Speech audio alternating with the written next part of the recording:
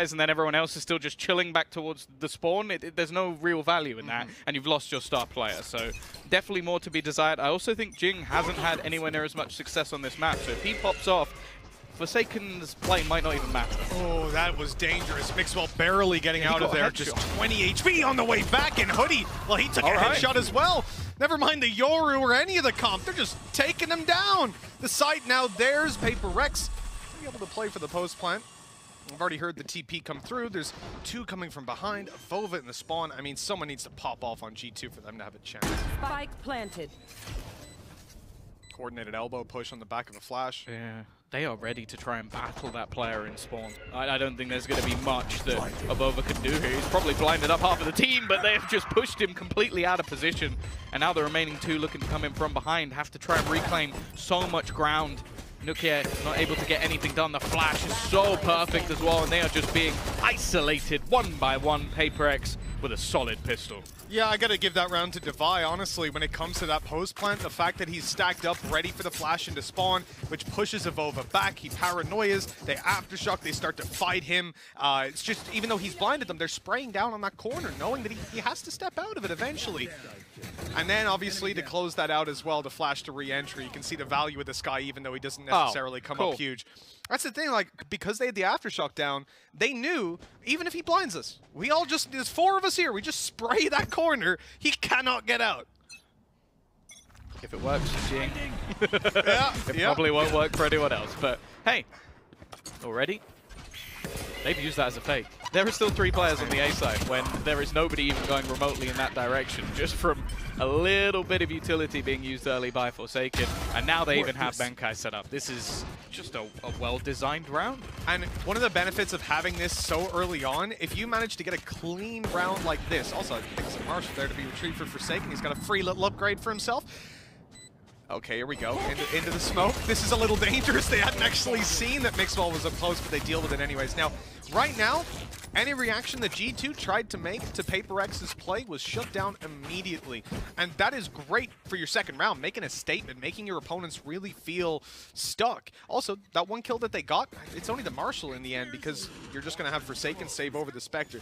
I'll highlight the main problem that we see with Paper X, at least in the last game Zone Bind. These guys could successfully take a ton of space, but it seemed like they were never happy with it. They always ended up pushing into spawn, over-aggressing, over-fighting for angles, losing those duels, and giving their opponents a way back in. We can't see that happen here, because G2 have already shown they definitely have the firepower to make that happen if Paper X get the same kind of space away. Oh, it's a challenge early in the round for that B long control, that same pace, but they've shown a lot of presence on that side of the map, and now they just run straight back to try and put pressure in onto Mixwell.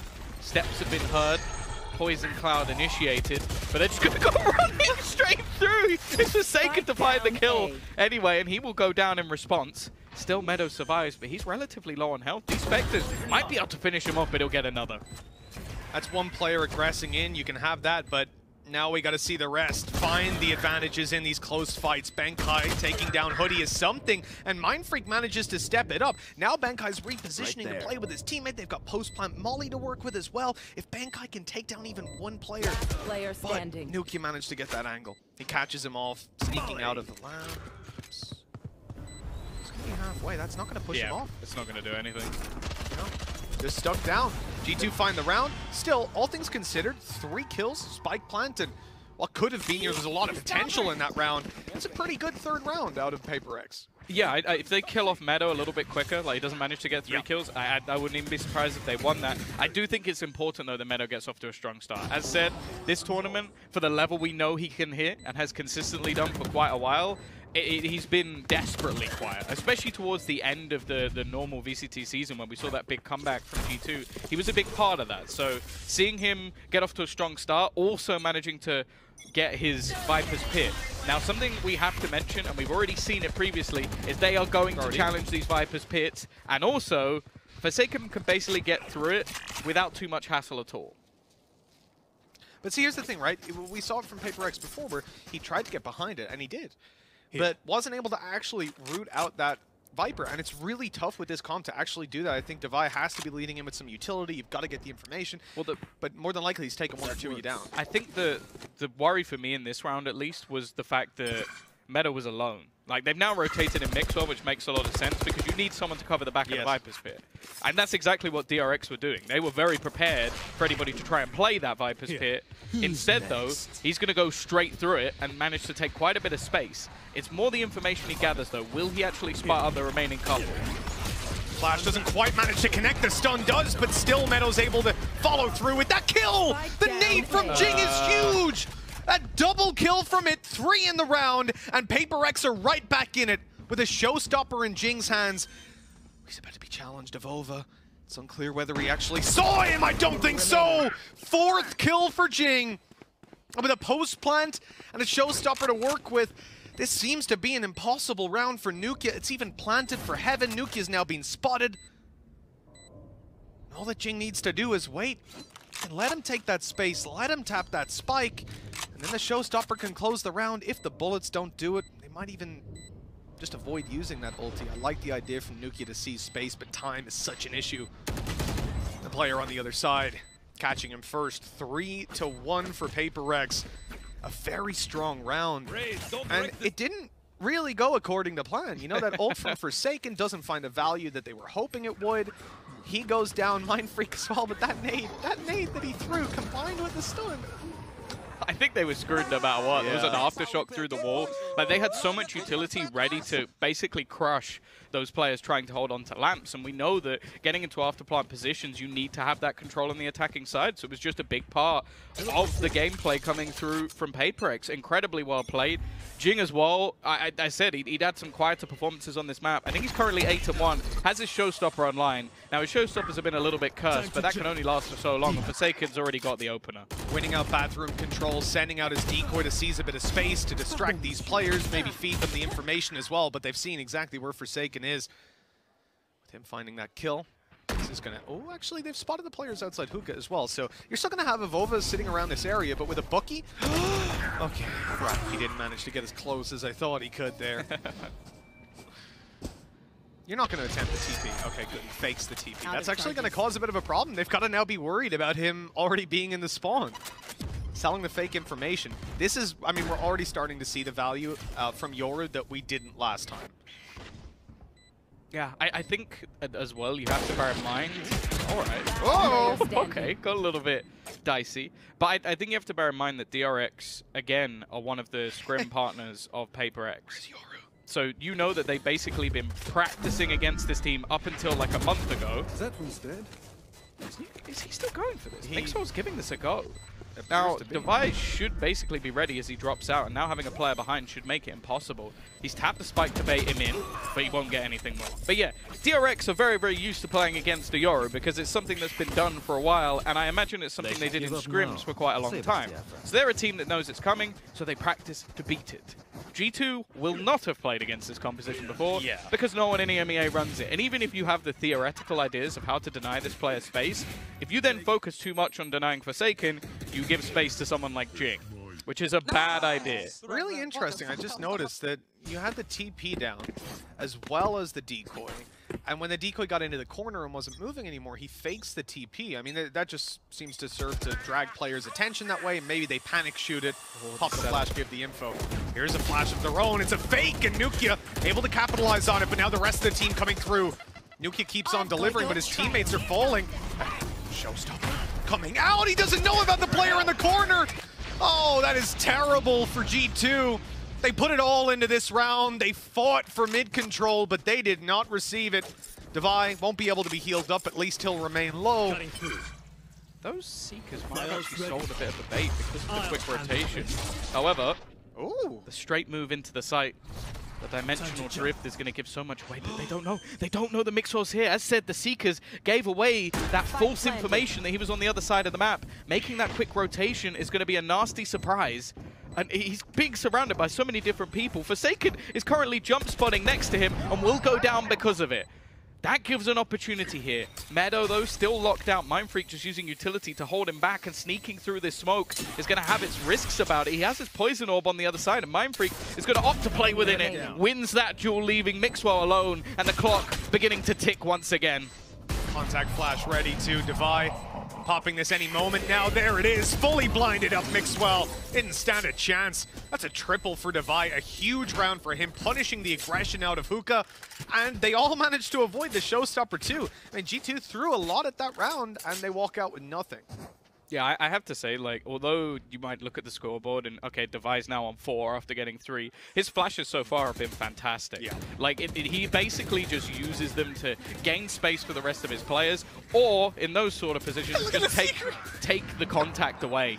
And well, just patiently waiting for the perfect moment, even if he doesn't get the kill. His teammates already swung out. I think that's something that PaperX do incredibly well, is the way that they actually play off of each other as a squad. And I think we're always going to highlight those two duelists, especially now that they're popping off. But the pieces behind it is the only reason that works. You know, it's funny because I noticed in that pistol round, we said Devi, I said he assisted 2 kills, and he very much did. The player in the spawn, though, died long enough after being flashed, even though he'd been zoned into the corner by the flash, that statistically, Devi didn't get the assist for it. And it really makes you wonder about the zoning utility that comes in. We don't have a, well, I think we do have an ability to show zoning utility, but it's a very hard thing to quantify. You know, how long? It won't show up in your cast, for example. If I kill a guy, you know, 20 seconds after he's been blinded, but what if he hid in that corner for 20 seconds? He was too scared to move because the guy flashed him in. You know, there's a lot to it, and I think for PaperX, especially with a Yoru, typically, that guy's not going to have great stats, but he's showing up as well, 9-3, and the success rate of those Yoru plays is worrying at this point, because it's something that we've seen teams deal with very easily, but when you're not familiar with it, like you said, you know, you're not scrim partners with these guys, you're not used to how they like to play. It's a very hard thing to counter on the fly, because you're plugging holes that you didn't even know existed. Yeah, exactly. And even if you do manage to shut it down, as said, there's other players who will step up to the plate for this squad. Like, you need to have your full focus on Jing the majority of the time, as he's just going for these aggressive plays. Now, they've used the Tiger to clear a lot of control. There is still a trap available to them. Forsaken can't quite get out of there. A little bit more aggression, leaving Avova in this corner. They might even look to try and pressure him. Never mind, Mindfreak's already caught him, and now it's troublesome. But Mixo actually gets that headshot through Jing. So he's done a hell of a lot of damage there. Huge damage, avoided the ult, and then Mindfreak goes down. This is starting to look good for G2. Finally a round that they've got the late round advantage in. Time not really on their side, but it's ticking slowly. Devi on the other side of the smoke.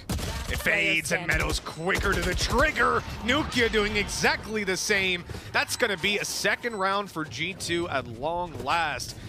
Finally, they've got a solution, but I can't help but feel like they caught a couple of those PaperX players unaware. That shot from Mixwell as well. The fact that he dodges the showstopper, but still connects the shot onto the Rays, and then takes down the Benkai, who was in Hookah behind. That won't happen every round. No. I think also it was just a switch in setup. Like, because they've been pressuring this B site so much, they just give Mixor the space to actually try and deny it with his operator play. So I think that there was a lot put into that round from G2 that, well, if PaperX now just go blitzing in the other direction, it could be very difficult for them. I do like the fact, though, that they've actually put themselves in a spot where not only Mixor will be able to fast rotate, as you can see, he can get from either side of the map in a matter of seconds, as we talk about quite regularly when it comes to split, and Nukia's already dead. That's a quick kill. Bathroom control not given over, though. You still see Meadow sitting around here wanting to fight. Trailblazer spotting both 2 players on the A site. That is huge information to play with. The flash confirming that they're falling back, that they're on the site itself. At this point, they feel content to pressure in towards the B site, but those Seekers are just about to give the information away. In fact, look, Hoodie is going to follow it all the way. Forsaken wisely hides behind, but as they give up control and fighting long, Jing takes the site. Now they're going to look for the plant, and even worse, they're going to look to get this Judge into a position where it can have massive value up close. Walking right up to the smoke, the flash through, though, is good. No kill connected. Hoodie stuck out in no man's land, and they've heard Meadow, the jumping shot. It's ambitious from Benkai, and it will not work out. 2v2, what a shot! How did Jing respond so quickly with Hoodie going down? The round's in PaperX's hands. That was unreal. I saw the headshot and thought Jing was dead for sure.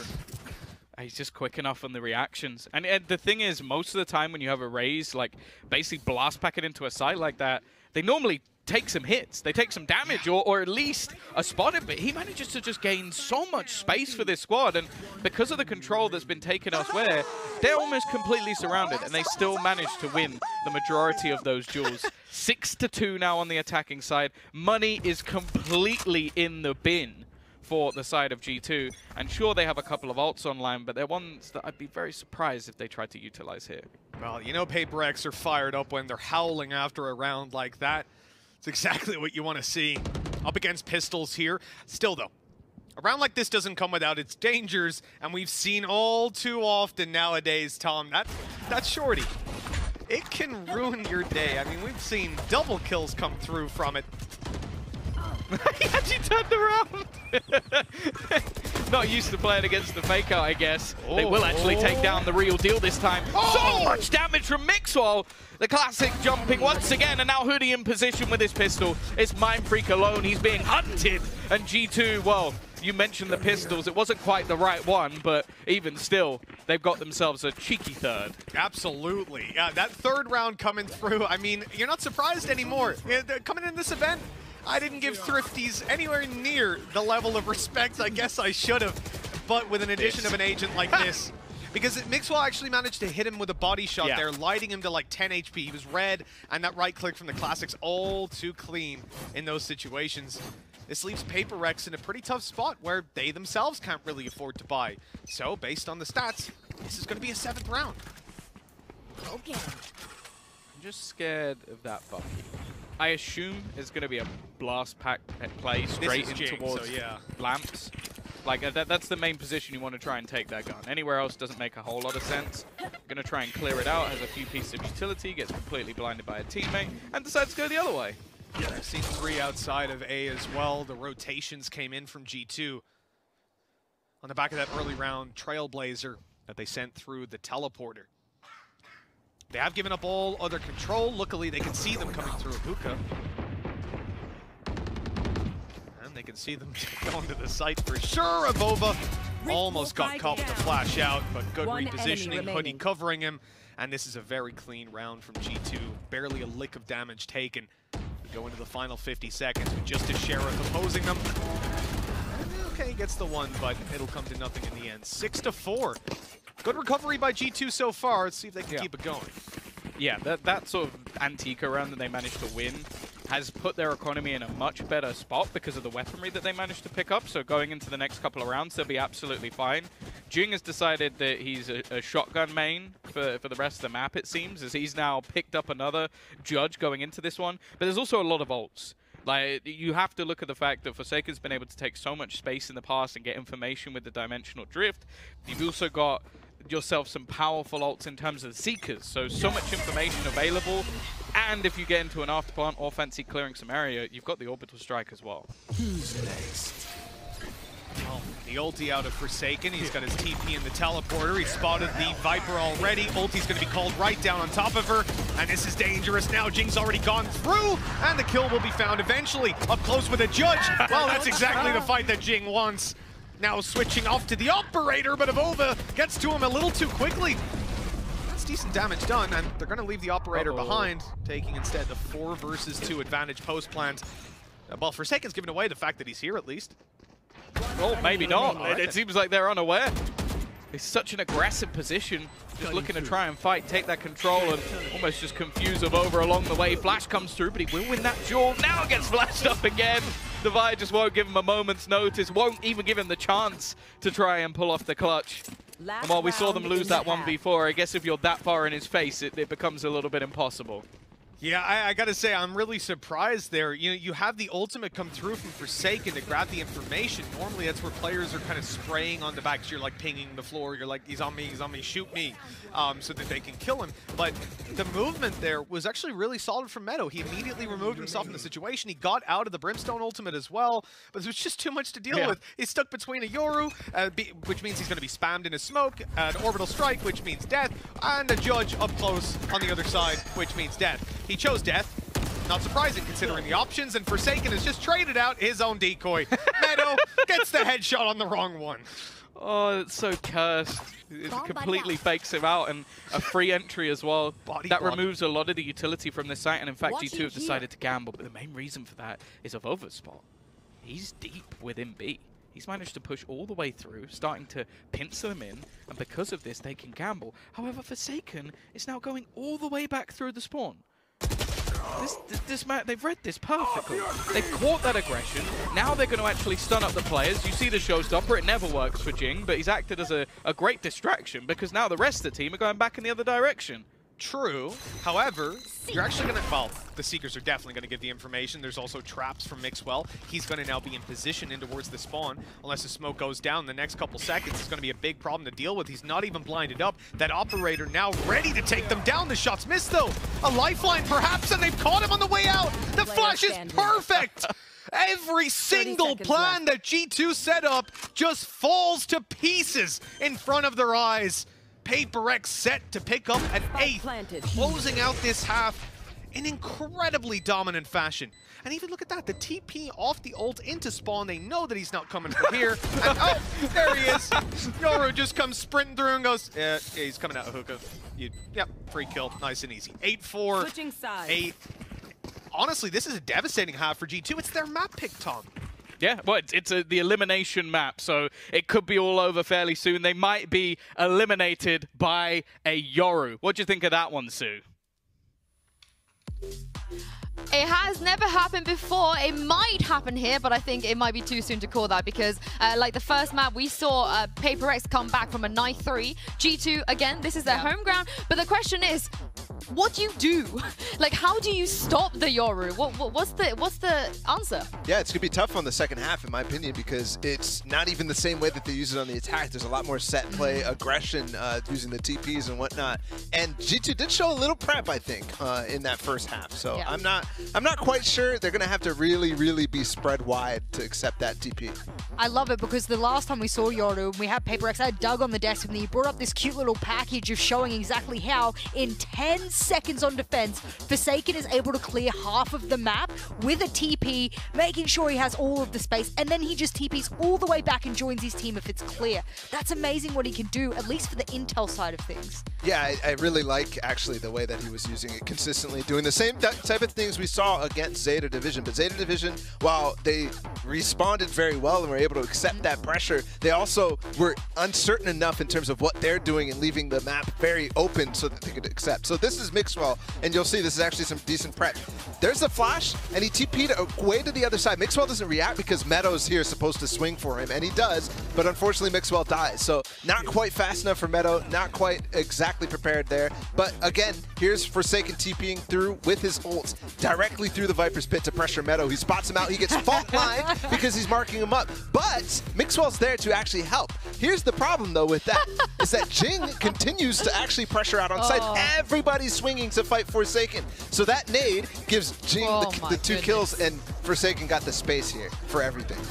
They move with such fluidity, and I know it looks chaotic. I know it looks crazy when you watch these players, especially Forsaken, like move around the map, but there is a purpose to it, and it definitely has a rhyme and a rhythm that, unfortunately, because you're not them, you don't understand it, but I can see it. I can see that plan for them, why that aggression is a part of their identity and how they live it. So I'm a little bit on the train, unlike I was before. So yes, slowly coming to grip here as to what I'm seeing. Well, G2, they have to dig deep and step up here, Tom and Midge, because they are staring down the barrel of elimination.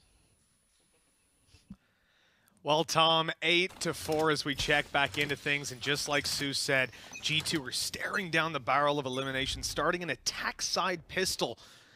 This could carry a lot more weight than they normally do. The pressure is on for these players.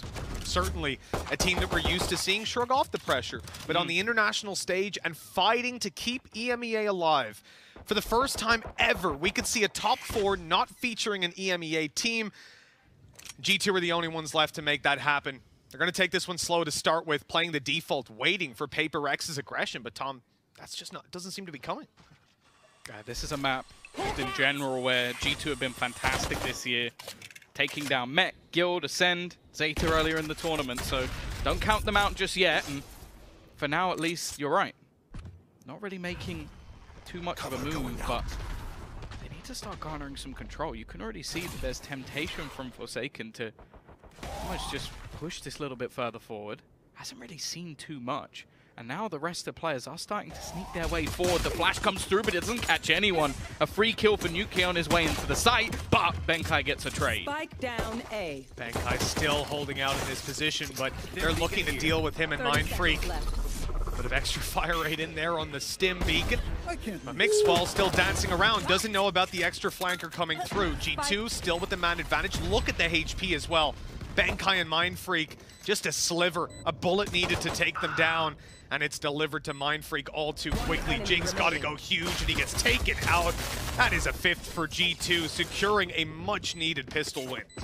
Yeah, very controlled at that. I think the only thing they get caught by is the second flanker, and because of that awareness, and because they knew that they didn't have lamps, they planted in a position and then reclaimed that control towards the defender's spawn. So it was almost like a reverse retake, trying to reclaim the portions of the map that you normally had. So they've got that lifeline. They've got that opportunity now. A 5th round onto the board. Still going to be a bit of an investment here. Now, we know Forsaken still likes to play the snipers when, when on the Yoru. As I said, it's something we saw quite a while ago from Laz, but it definitely isn't anywhere near as effective as it is now with just that faster ability to get out. We've seen it time and time again. The Marshal in the early rounds and those seconds can give you huge impact coming into the next. Saya player was one that seemed to just get insane value out of early round Marshals, bringing it into Blade Storms. But this time around, Forsaken doesn't get any impact with it, leaving it down to the much weaker pistols to work around. G2, you can see how slow and systematic they're taking this. They've cast a wide net across the map, and they're waiting to catch any aggression. With a minute left, they don't really need to feel the need to move too quickly. And look at where these rotations are coming in. Paper X, having pushed up in hookah and heard no further aggression, are stacking up the other side of the map, leaving G2 with what should be a pretty easy task. I mean, Mind Freak only is a classic as well inside of hookah. Yeah, if it was something a bit more deadly, maybe there's a chance of catching someone off guard. There is going to be a rotation back. The thing is, PaperX are just trying to work out the gamble they want to take, and now with the smoke going down, they'll at least have a player within the site. But again, the weaponry is just not ideal. Trying to double up the utility, but it's not really going to catch anything onto Benkai. And he will get himself a right-click headshot. Unfortunately, with how healthy the remaining players were, he's not going to get anything for it. Well, a blast pack in the hands of Jing and a shorty is a scary thing. Flash already through, Mind Freak going to take space, but they are destroyed on the way out of hookah. Very well handled by G2, netting a Prime Gaming flawless to close out that second round. I mean, you can certainly see Thrifties going in the, or coming in constantly in this tournament. G2 have avoided that pretty nicely. Yeah, I like how slow they're taking this. They're making sure that if anybody is trying anything cheeky, they're going to catch it. They also have the traps down because, well, we know that they like to have those sort of mid-pushes coming through. So, again, very, very controlled attack at the moment from the side of G2. Now, going into this round, Hoodie's got himself a rifle. They've invested that at least, but everything else is just going to be those SMGs and, well, smoke put down early from Avova. I think he's heard the footsteps of them pushing up. Not going to get any more aggressive than this, and we'll just wait in the corner in case they try to push anything else. Other than that, though, fairly passive from the remaining players, and they really are trying to bait him into a swing. Instead, they'll just get the orb and leave. This is still great for Avova, you know, even though he doesn't manage to catch them, so long as he doesn't get spotted. I think that Boombot's going to see him now, though. Instantly back. I was thinking, yeah, they're going to leave that control. He knows then they're falling back, but once that Boombot sees him, he's in a lot of trouble. Because these players are going to stick around. They're going to keep on holding these angles, and with the smoke to fade soon. Oh, well, with Forsaken getting a challenge for free, and the smoke fading on mid, there's about to be a brawl. And it's quite clear that Paper X are coming ahead in that one in terms of weaponry. But with the utility down, G2 can close the distance quite significantly. About to be pressured. Molly in hand, he should get isolated here, so that's at least one in the other direction. A couple of kills here wouldn't be bad. It's screwed those Meadow, just stuck in that corner. Hoodie, though, manages to find another, still with that rifle in hand. He's actually going to swing back, but needed that duel to stand a chance, and now Mixwell left does manage to land a tag at least and make things a tiny bit more costly, but Paper X do well in this round. Yeah, 3 players surviving. It's a bare minimum, really. You can afford to lose a couple to those weaker weapons. It still allows you to come into this one with a decent enough economy in the back pocket for a round loss. G2 I'm taking a look at ultis on the screen here for us, and there's none coming online. Yes. This is going to be a pretty basic round to fight for the first full buy versus full buy. Big difference maker here. You know, I'm looking at PaperX, Tom. You know, we're about to see it back home. There's a judge in play for Jing, and I'm scared of what this guy can do with that weapon. Dude, look how Forsaken just straight off the bat, trying to almost sprint his way into his opponent's hands. Has taken that control at least, but surely they're going to clear this. The Tiger's going to see him almost instantly, but he's out of there. The trade just about comes through. So much damage done onto Nuke with the judge. And now, after taking at least a little bit control, they've still got plenty of players to deal with on this side. The decoy was popped and they shot it. They know that they're coming. Forsaken with another kill, and Bankai tucked in the corner. How does Forsaken get away with that? He was so low, and a third is found as well. That's utterly unreasonable. The hold on backside proving to be far too strong for G2 to deal with, and that's double digits, forcing G2 onto a low buy. Yeah, this is very nearly coming to an end here. Like, you've got an opportunity for APAC to have themselves that team within the top 4. Make it through to the next few days, get an extra couple off as well to chill out in Iceland, and for G2, well, they'd be able to spend as long as they want because they'll be out of the tournament. Yeah, they can go see the sights, I suppose. I don't know about where the mood would be at. You can still see it. They want to shoot it, but Forsaken's still there just behind. A free kill on the opener. However, still just waiting again. There is a rifle here. A little bit of a nasty surprise mixed in. Oh my god. Because they will be able to go for that purchase in the next. Mixwell, not going to get anything more, but he's done enough. Somehow, Jing, is he finally going to get a kill? No! He's the man who can't do anything with a showstopper. And now this comes back into a winnable position. Forsaken, though, is still lurking in the backlines. This is something they might not expect. The plant making its way onto the site. Do they even check in this direction? I don't think they do. And this is free. This is as free as it gets. Leaving Meadow as the last man standing. Huge rotational power. That flash confirms actually that Meadow's over towards Lamps. They've got good info on the back of it, but he's going to bail out of there. 2v1. 40 seconds. Easily going to get that plant down. He's one away from Viper's Pit, Tom. I mean, that's devastating. If he had it online, he can flip this round in his favor completely. And the ult out of Forsaken, confirming exactly where he is. He hears the steps. The flash is hell. Oh, Meadow gets away with the first. Forsaken has to take him down, and he does. A 4th kill for this man. Just flexes on him at the end. And you can understand it after a round like this and the impact that it has. 11 on the board. PaperX stepping ever closer. I mean, this is the closest APAC's ever been to a top 4 spot, Tom, and it's within their reach. So desperately close, and this man is just leading the way. He had some quieter games earlier in the tournament, and we were definitely worried that it wasn't going to be the performance that his fans, his team, everyone desired. He's 24-10 right now, and he's almost dancing on his opponents in different rounds. A nice attempt from Meadow, though, to be able to isolate that first duel. Now they come in with an actual buy, and they've got nearly all of their ultimates online. It's only the From the Shadows which is missing, which out of all the ults that they have, is the one you can afford to have missing. You really can't appreciate just how hard that was for Meadow to even get the first kill. I mean, he was being body blocked by a Yoru ult who was calling the whole time, like, just shoot me. You know, crosshair placement's easy when your teammate's literally standing on your opponent. So he's feeding that information, and all the while Meadow has no idea when that swing's going to come through. Yet he still manages to hit the shot and comes damn close. For a player that's struggled in this tournament so far, he's now leading with 13-13. I mean, it's not a pretty scoreboard for G2, but down 11-6. And you got to give him a lot of credit for the amount of work he's been putting in. G2 taking a timeout here. The difference is 5 rounds, but that can quickly diminish. And they've looked fairly controlled. It's just dealing with Forsaken has been an incredibly difficult task. And, well, I think the momentum's firmly with him at this point, managing to get away with cheeky play after cheeky play, and trying to set up utility to deny him in the early round, at least get information if he does try to push. As said, though, ultimate's firmly in the favor of G2, so this is a great opportunity for them to at least force a round back in the economy. Okay, it'll be there at least for now. Jing, though, he just got sprinting through the flashes nigh on perfect. They know for a fact that G2 were trying to set up something here, and now, well, they're pushing with everything they've got. 2 more players going in that direction. Mixor trying to control things, and well, whatever the plan was for G2 in this round, it's got right out the window. Wow, that is big pace change out of Paper Rex. Oh, Volva's been spotted here, but Defy got cut off.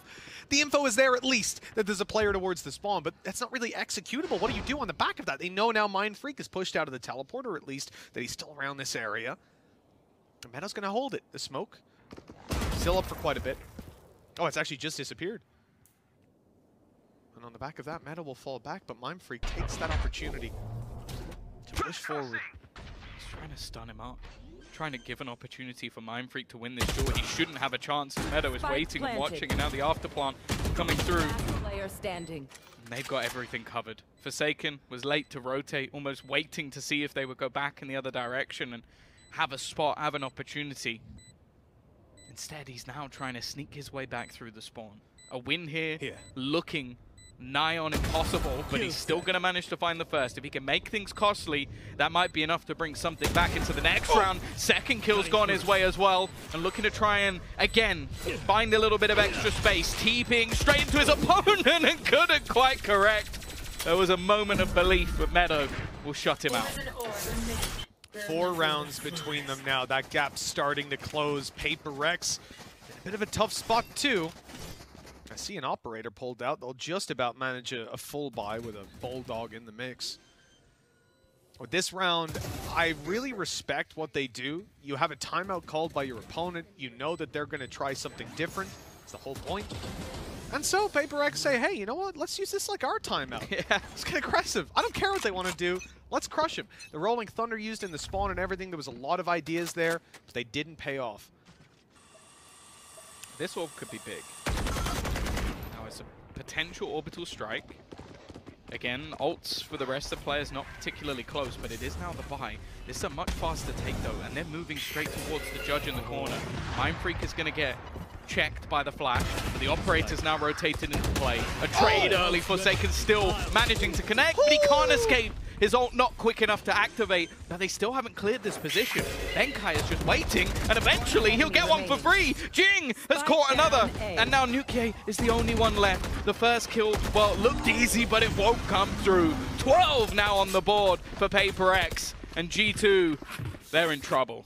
Oh, Tom, this is a bleak scenario. I mean, G2 gonna have to get 5 in a row attack side here, and with what Paper Rex have to work with, I mean, this is one of the most explosive ult economies that you have in the game. Sure, you can say the same on the side of G2, but they don't need to win just one round. They've got to spread it out. They've got to play for all 5, and in the hands of Paper Rex, and with Forsaken having the game that he is, do you know he's the highest rated Euro in the tournament? oh, no way! Possibly the world at this point, to be honest, Tom. 1 out of 1. TP out for Forsaken as Decoy running across, not getting shot, but there's another player in the TP. Devi is sat here. They might not know this. It looks like they're conscious of it. Jing in a little bit of danger, but in comes the swing from the teleporter. Devi grabbing a single kill. So they might have to give up control of the site. And the Seekers confirming the players are still in here. Mindfreak's picked up another. This is starting to look like it's done. How has Volva gotten away with that? But the answer is immediate. Meadow, the last man standing's taken down.